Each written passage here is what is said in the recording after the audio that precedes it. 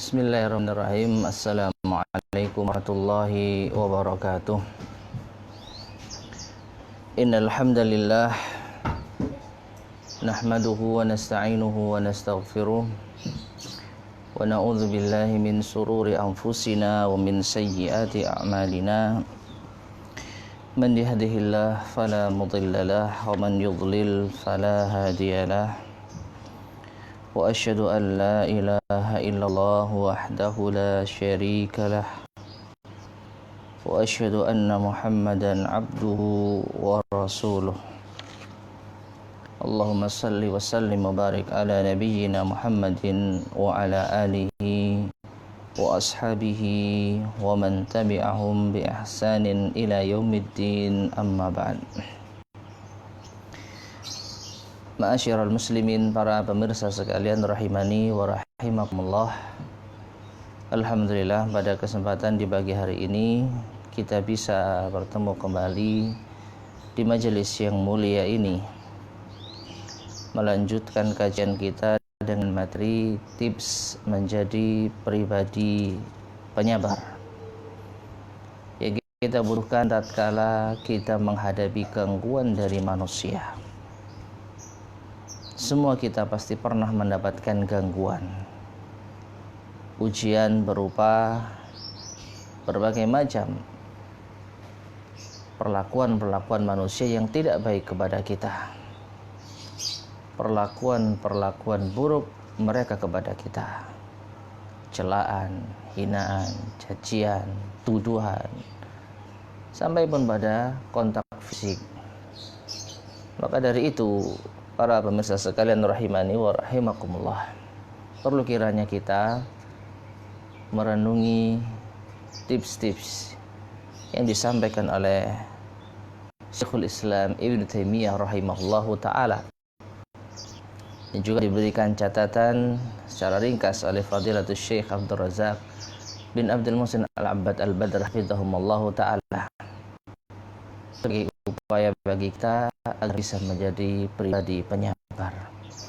Bagi yang sudah memiliki kesabaran, semoga semakin sabar. Bagi yang masih suka emosi, semoga bisa meminimalisir emosinya dan memiliki tekad yang kuat untuk menjadi pribadi penyabar. Pada pertemuan kali ini kita sampai pada tips yang ke-11. Kita tidak mereview atau tidak mengulang 10 tips yang sudah pernah kita sampaikan. Nanti insya Allah di akhir kajian akan kita ulas kembali secara singkat. Namun pada kesempatan kali ini kita langsung masuk pada yaitu tips yang ke-11.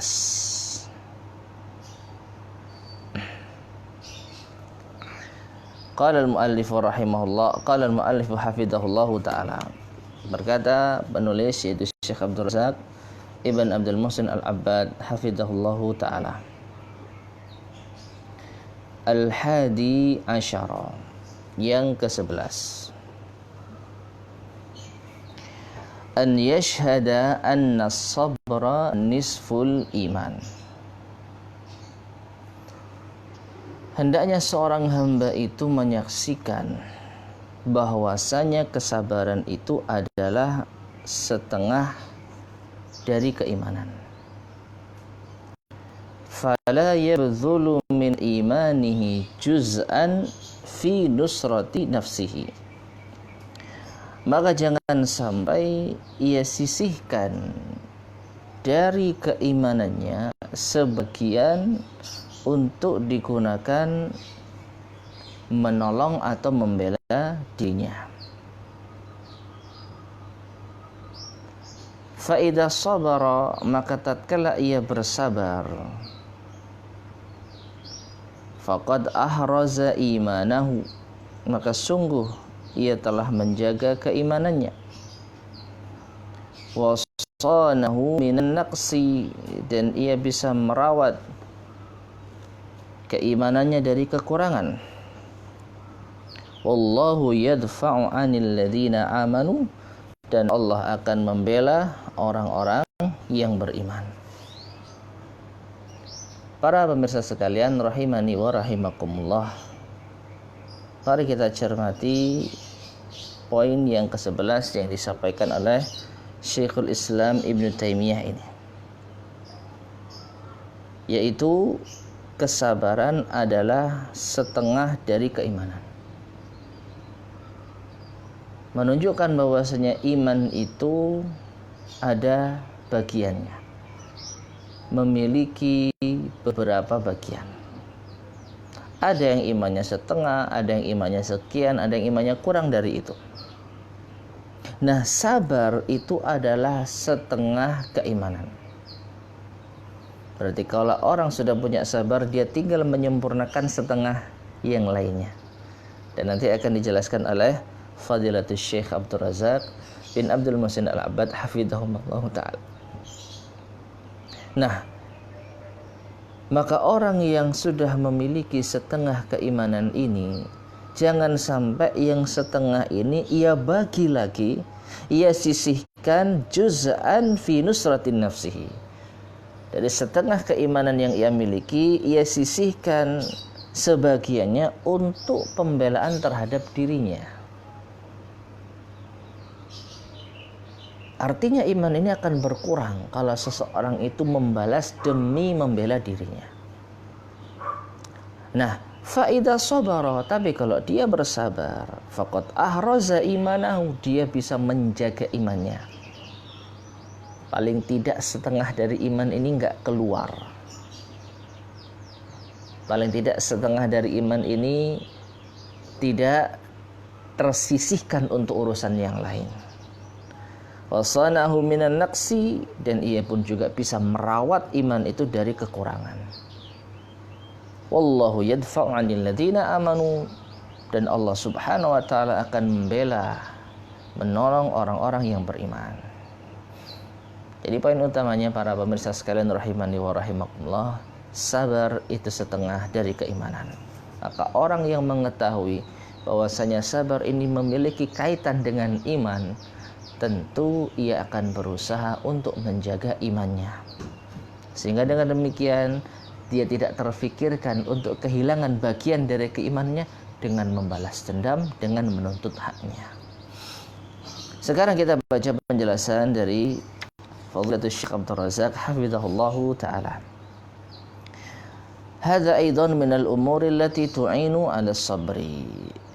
Perkara ini juga termasuk di antara perkara-perkara yang menolong untuk bisa bersabar. Anna sabra nisful iman, bahwasanya kesabaran itu adalah setengah dari keimanan. Li'annal imana nisfani, karena iman itu terbagi menjadi dua bagian. Sabrun wa syukrun, sabar dan syukur. Ya. Jadi iman ini terbagi menjadi dua bagian. Setengahnya sabar, setengahnya lagi apa? Syukur. Kama qala alaihi salatu wassalam, sebagaimana yang disebutkan oleh Rasulullah sallallahu alaihi wasallam, ajaban li amril mu'min, inna amrahu kullahu khair. Sungguh menakjubkan perkara orang yang beriman, urusan orang yang beriman. Karena sesungguhnya urusan orang yang beriman seluruhnya adalah baik. Seluruhnya adalah baik. Walaysa dzaka li ahadin illa lil mu'min, dan tidak ada yang mendapatkan hal tersebut kecuali hanya orang yang beriman. In asabat usarra'u syakara, yaitu apabila ia ditimpa kesusahan, apabila ia ditimpa kelapangan, kesenangan, kegembiraan, syakara, ia bersyukur. Nah, ini isyarat setengah, ya.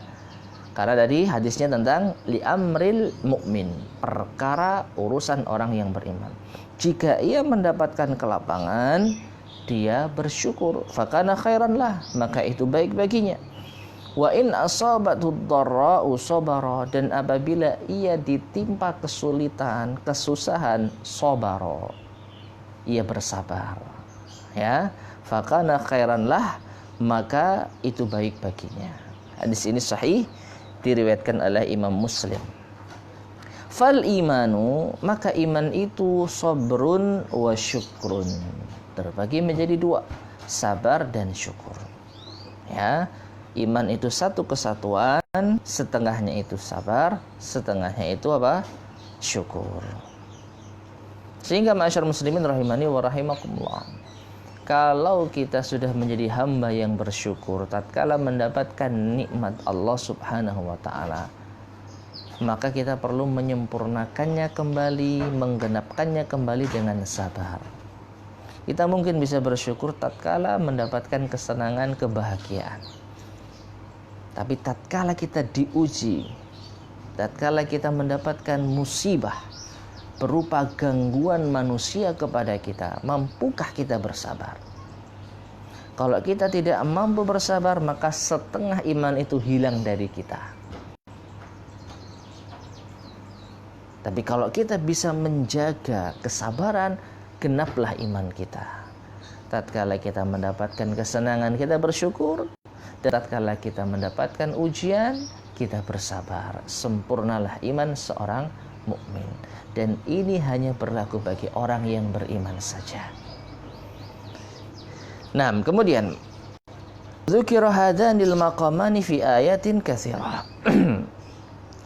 Dan telah disebutkan dua kedudukan ini, sabar dan syukur, secara beriringan dalam satu konteks dalam banyak ayat. Inna fi dzalika laayatil likulli sabbarin syakur. Sesungguhnya yang demikian itu adalah tanda-tanda kekuasaan Allah bagi setiap orang yang bersabar dan orang yang bersyukur. Ayat ini, kata Syekh Abdul Razak hafidhahullah ta'ala, waradat fi arba'i mawadhi'a minal Qur'an.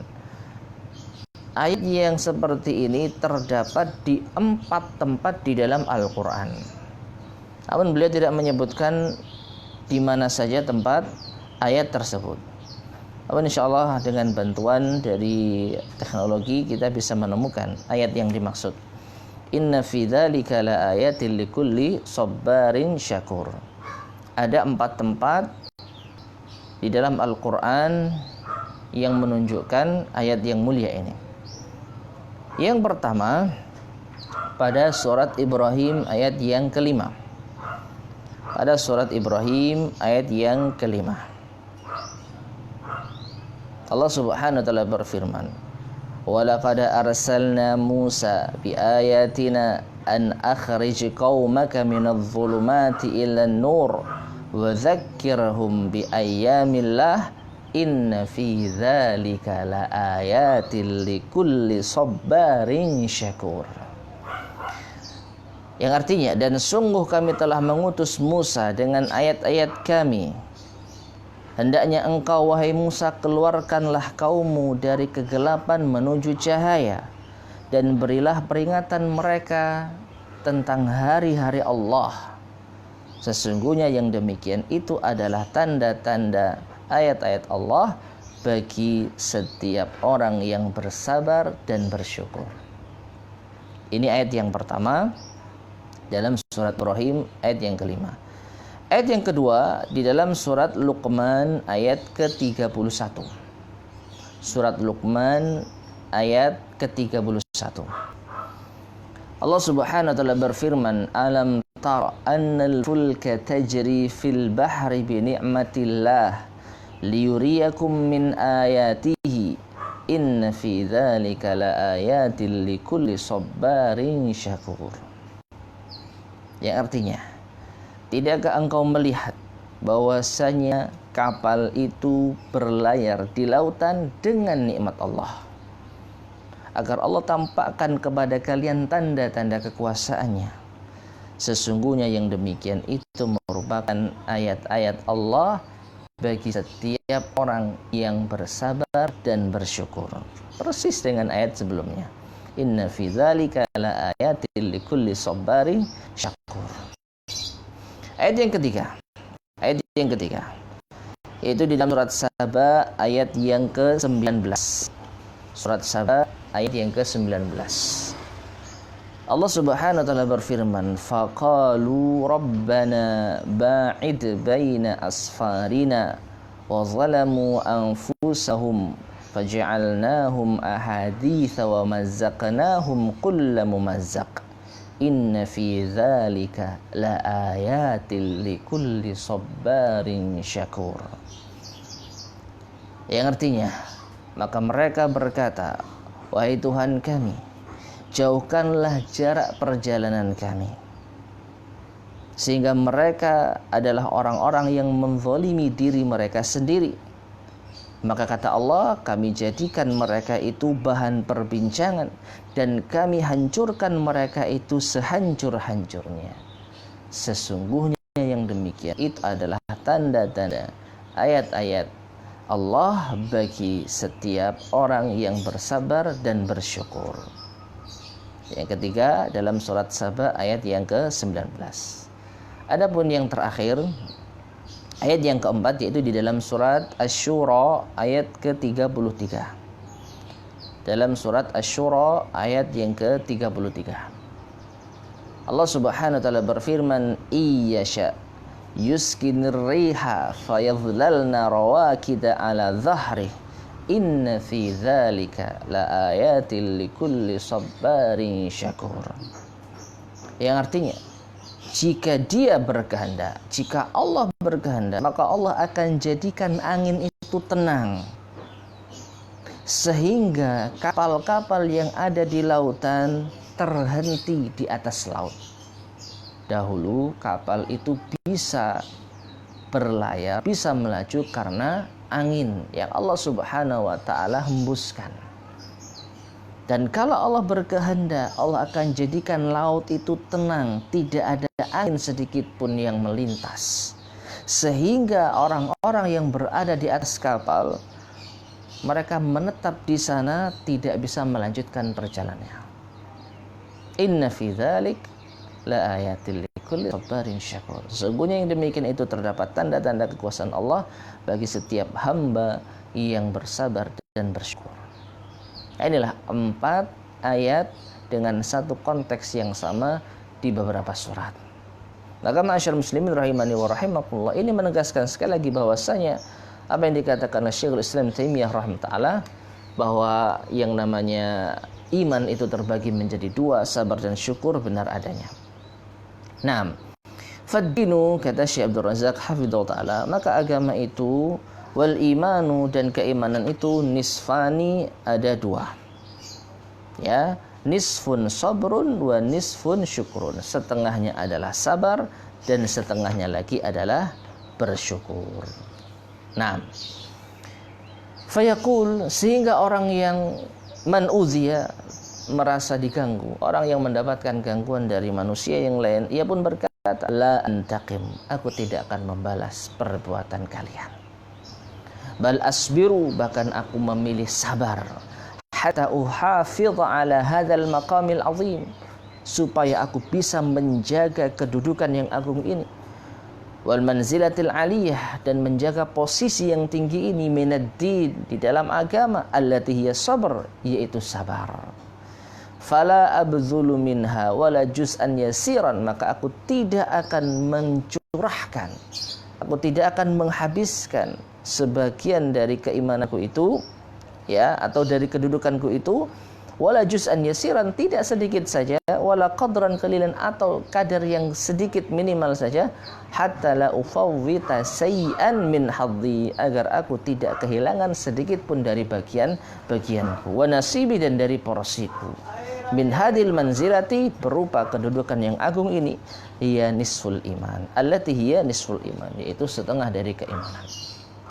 Ya, jadi intinya ma'asyarul muslimin, para pemirsa sekalian rahimani wa rahimakumullah, kalau kita bersabar, paling tidak kita sudah mendapatkan setengah dari keimanan. Tatkala kita mendapatkan ujian dari siapapun, termasuk dari manusia, kita mendapatkan ujian berupa gangguan dari manusia, lalu kita bisa bersabar, maka paling tidak kita sudah mendapatkan setengah bagian dari keimanan. Tinggal kita sempurnakan dengan setengah yang lain, ya, yaitu tatkala kita mendapatkan kesenangan, kegembiraan, kita bersabar, sempurnalah keimanan kita. Maka orang kalau melihat sabar itu setengah iman, ia akan lebih memilih sabar dibandingkan dengan membalaskan dendam atas dirinya. Ini adalah tips yang ke-11. Selanjutnya, yang ke-12. Qala Syekhul Islam Ibnu Taimiyah rahimahullahu taala. Berkata Syekhul Islam Ibnu Taimiyah rahimahullahu taala, "Ats-tsani asyar," yang ke-12. An yashhada anna sabrahu hukmun minhu ala nafsihi. Hendaknya orang yang mendapatkan gangguan dari manusia, ia menyaksikan bahwa sabarnya ia adalah hukmun minhu ala nafsihi, sebagai bentuk hukum yang diberlakukan dari dirinya atas jiwanya. Perhatikan para pemirsa sekalian rahimani wa rahimakumullah. Di sini Syekhul Islam Ibnu Taimiyah akan menggambarkan antara diri seseorang dan jiwa seseorang itu mana yang dominan. Apakah diri yang mengendalikan jiwa ataukah jiwa yang menyeret diri manusia? Ya. Adapun jiwa, sebagaimana pernah kita sampaikan, secara asal nalurinya la ammaratun bisu. Ingat ini.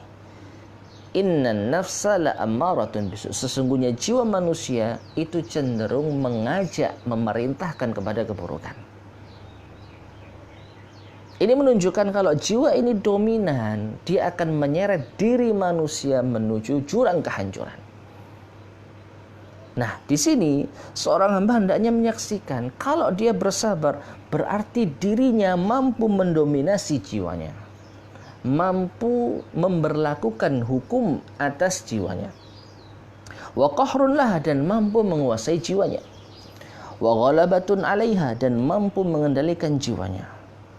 Famata kanatin nafsu maqhuratan ma'ahu, maka sejauh mana jiwa itu dikuasai oleh dirinya, maghlubatan, dan dikendalikan oleh dirinya, lam tatma fistirqaqihi wa asrihi wa ilqaihi ilal mahalik, maka jiwa itu tidak akan sempat, tidak akan mampu untuk memperbudak dirinya, untuk menawan dirinya, atau untuk menjerumuskan dirinya di dalam kebinasaan. Ada diri, ada jiwa. Kalau diri ini bersabar, maka jiwa ini akan tunduk. Kalau jiwa ini tunduk, maka jiwa tidak akan bisa mendominasi, tidak akan bisa menawan, tidak akan bisa menjerumuskan diri ke dalam kehancuran. Tapi lihat sebaliknya. Wa mata kana muti'an laha, namun tatkala diri ini mentaati jiwa, sami'an minha, mendengarkan apa kata jiwa, maqhuran ma'aha, dikuasai oleh jiwa, lam tazal bihi, maka jiwa akan senantiasa menyertainya, hatta tuhlikahu, sampai menyeret diri ini ke dalam kebinasaan. Ya. Ya, saya contohkan kanan dan kiri ini ya sekedar ilustrasi saja. Ini diri, ini jiwa. Kalau diri yang menguasai sabar, jiwa akan tunduk. Jiwa tidak akan bisa menguasai diri ini. Karena jiwa inginnya diri ini apa? Jiwa ini mengajak diri kepada keburukan. Ini hukum asal, naluri jiwa. Inna nafsa la ammaratun bisu. Tapi kalau diri ini mengendalikan dengan apa? Sabar. Jiwa mau berontak, ayo. Ini bahasa kita ya, gampangannya. Jiwa mau ngajak kepada perlawanan, ayo jangan, sabar. Kalau diri yang menguasai jiwa, maka jiwa ini akan tunduk. Tapi kalau sebaliknya, ketika jiwa ini mampu untuk mengendalikan diri, ya, diri ini ya jasad kita ini loh. Ayo, kita dibisiki, ayo balas. Lalu kita tidak sabar, kita ikut. Maka jiwa ke sana, diri pun ikut ke sana. Jiwa mengajak kepada kebinasaan, diri pun ikut kepada kebinasaan. Nah, seperti itulah. Au tatadarakahu rahmatun mir rabbi, atau ya, kalau Allah masih sayang, Allah masih akan menjemput diri tersebut sehingga rahmat Allah menyertainya. Kalau sudah seperti ini ya, ini hidayah dari Allah Subhanahu wa taala. Jiwa mengajak diri, mengajak kepada keburukan, tapi rahmat Allah datang, rahmat Allah turun, sehingga diri ini tidak mengikuti bisikan jiwa. Nah itu tergantung Allah Subhanahu wa taala. Falau lam yakun fis sabri illa qahruhu li nafsihi wa li syaitani. Maka seandainya tidak ada keutamaan dari sabar kecuali penguasaan terhadap jiwa dan penguasaan terhadap setan yang ada pada dirinya, fahina idin yadharu sultanul qalbi, maka nampaklah dengan demikian dominasi penguasaan hati, ya, wa tathbutu junuduhu, dan semakin kokoh pasukan-pasukan hatinya, wa yafrahu wa yaqwa, ia akan semakin bahagia, semakin kuat, wa yatradu al-aduwa anhu, dan mampu untuk menjampakkan musuh darinya. Ya. Jadi sederhananya, sabar inilah yang mengendalikan diri sehingga mampu untuk menundukkan jiwa. Saksikan orang yang bersabar, ia mampu untuk menundukkan jiwanya. Tapi kalau sabar ini lepas, maka diri ini tidak ada yang bisa yang bisa mengendalikan, jiwalah yang akan mengendalikan, dan jiwa senantiasa mengajak kepada keburukan. Sekarang kita baca penjelasan dari Syekh Abdul Razak hafizahullah taala. Hadza aitun minal umuril mu'inati 'ala sabr. Ini juga termasuk di antara perkara-perkara yang bisa menolong untuk bersabar ala adzal khalq, dari gangguan manusia. Annaka idza sabart, bahwasanya jika engkau bersabar ala adzahum, atas gangguan mereka, kana sabruka ala adzahum intisaran minka ala nafsika, maka sabarmu itu atas gangguan dari mereka adalah sebagai bentuk penaklukan dari dirimu atas jiwamu. Ya, jadi semakin menegaskan diri ini bisa menaklukkan jiwa yang senantiasa mengajak kepada keburukan dengan apa? Dengan sabar. Ya, wa kanat laka sultatut tasarruf. Dengan demikian jiwa itu sepenuhnya terkontrol oleh dirimu. Ya, jiwa nggak bisa apa-apa. Jiwa mengajak kepada permusuhan, diri ini bisa mengontrolnya dengan sabar tadi. Jiwa mengajak kepada pembalasan, diri ini bisa menghentikan dengan sabar tadi. Sepenuhnya jiwa terkontrol oleh diri manusia dengan sabar. Bi khilafil muntaqim, beda dengan orang yang ingin menuntut balas. Fa innahu munsaqun wara'a ma tatlubuhu nafsuhu wa tad'uhu ilai. Maka diri yang ingin menuntut balas, sabarnya hilang, maka dia justru yang akan disetir di belakang jiwa. Nah ini. Ya, ini sekedar contoh saja. Ini jiwa, ini diri manusia, jasad kita di sini nih. Kalau kita sabar, jasad kita akan bisa mengontrol jiwa. Ya, jiwa mau menyuruh pada keburukan ditahan. Tapi kalau sabarnya hilang, maka yang terjadi seperti ini. Jiwa mau kemana? Ya, fa innahu munsaqun wara'a ma tatlubuhu nafsuhu wa tad'uhu ilaihi. Maka diri ini akan berada di belakang, dia akan disetir menjadi penumpang oleh siapa? Oleh jiwa, sesuai dengan apa yang diinginkan oleh jiwa dan sesuai dengan apa yang disuruh oleh jiwa. Jiwa ingin kemana? Ingin kepada neraka, ya diri ini ikut terus kalau nggak ada sabarnya.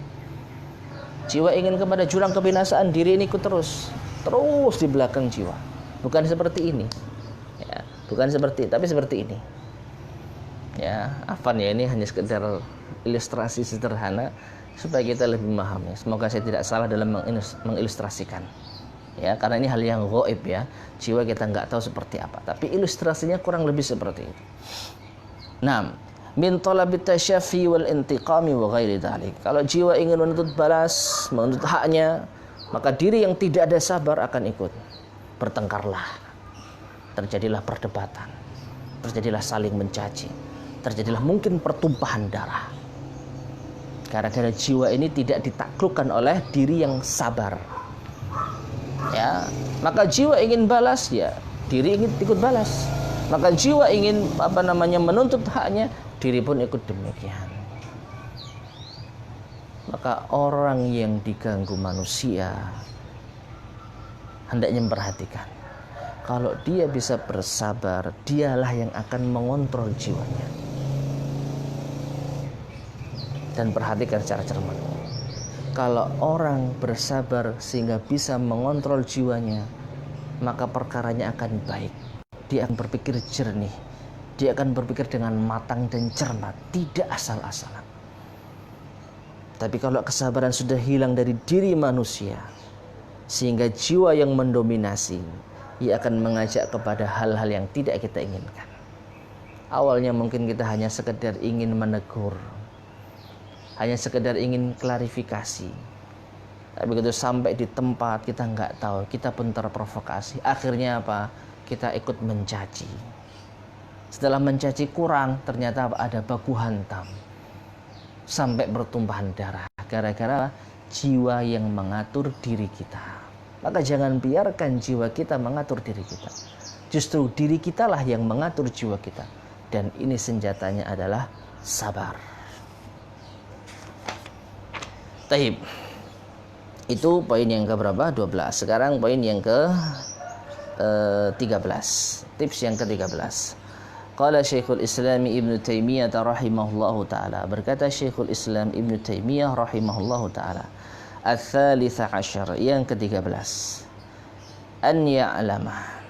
Hendaknya ia mengetahui. Orang yang mendapatkan gangguan dari manusia mengetahui annahu idza sabara, bahwasanya annahu in sabara, bahwasanya tatkala ia bersabar, fallahu nasiruhu walabud, maka yang menolong dirinya itu Allah, dan itu pasti. Lu bagaimana ditolong sama Allah wong kita diam saja? Paling tidak kita ditolong oleh Allah dari kecelakaan, dari kebinasaan, dari perbuatan melampaui batas. Paling tidak. Jangan dikira kita diam ini nggak ditolong sama Allah.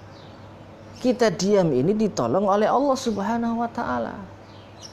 Seandainya Allah biarkan kita, mampus kita.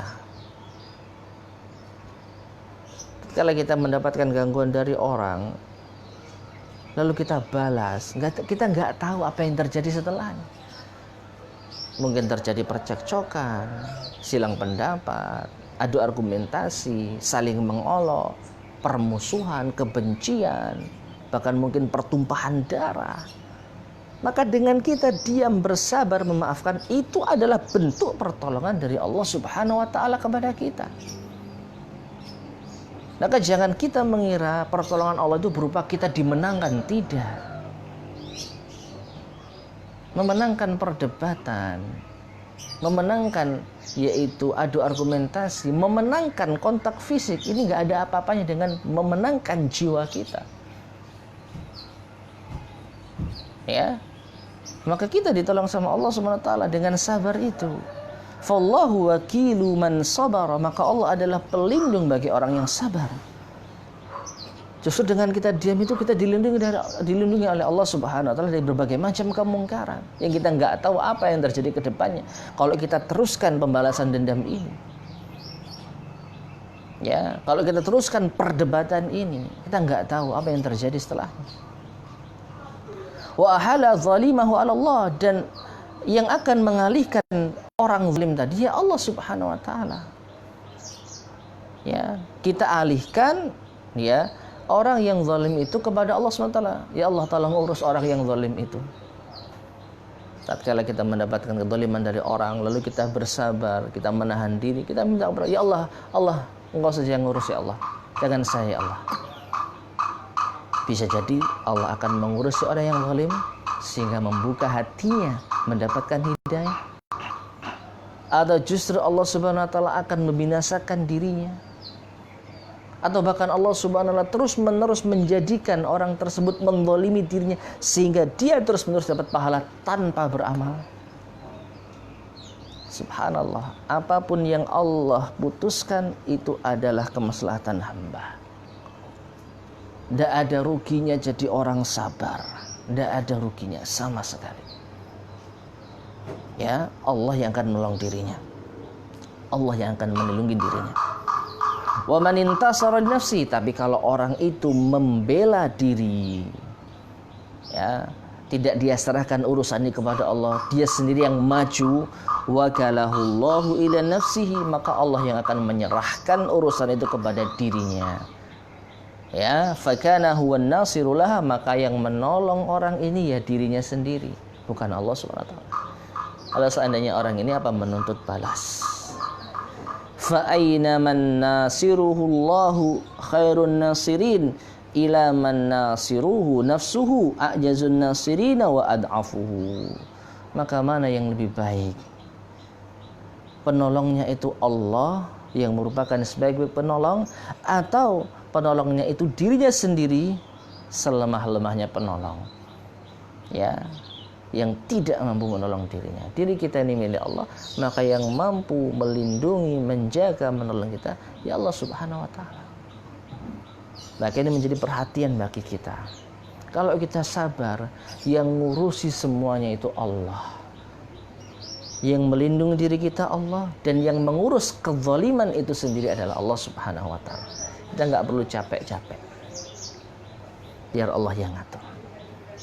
Dan bisa jadi Allah mengatur sang zalim tadi mungkin dengan hidayah, akhirnya yang zalim minta maaf kepada kita, atau Allah Subhanahu wa taala segera membinasakan dirinya. Allah matikan orang yang zalim tadi sehingga kita selamat dari kezalimannya. Atau bisa jadi Allah terus menerus menjadikan si zalim itu menzalimi kita. Loh, kan rugi kita? Tidak. Kalau kita terus sabar, dia zalim, pahala dia terus mengalir ke kita.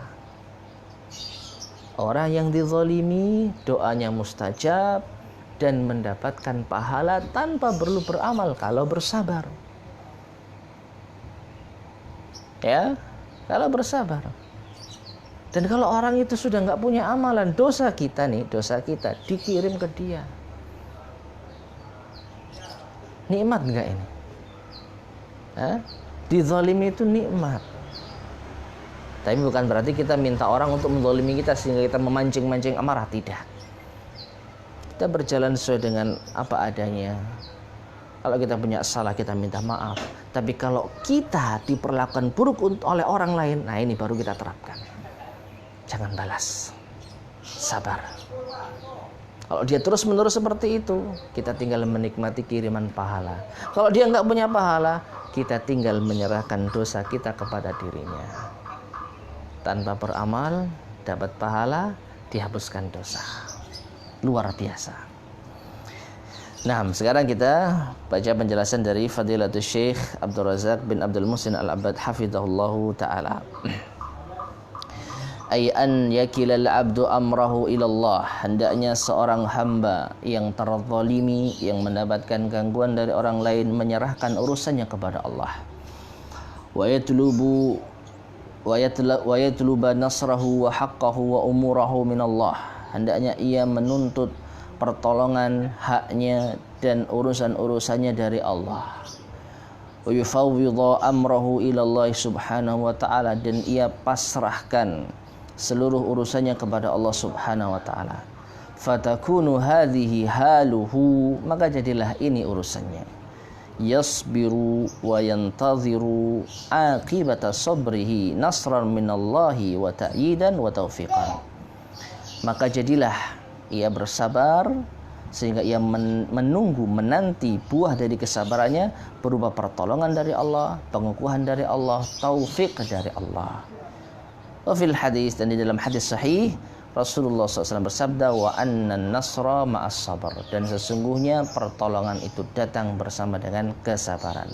Hadis sahih diriwayatkan oleh Imam Ahmad rahimahullah ta'ala. Taib, ma'asyar muslimin, para pemirsa sekalian rahimani wa rahimakumullah. Jadi yang ke-13 ini tips menjadi orang yang sabar tatkala menghadapi gangguan dari manusia. Lihatlah, kalau kita bersabar, yang menolong kita adalah Allah Subhanahu wa ta'ala, dan tidak ada penolong yang terbaik dalam masalah ini kecuali Allah Azza wa Jalla. Semoga bermanfaat. Kurang lebihnya saya mohon maaf. Kita akhiri subhanakallahumma bihamdika asyhadu an la ilaha illa anta astaghfiruka wa atubu ilaik. Walhamdulillahirabbil alamin. Assalamualaikum warahmatullahi wabarakatuh.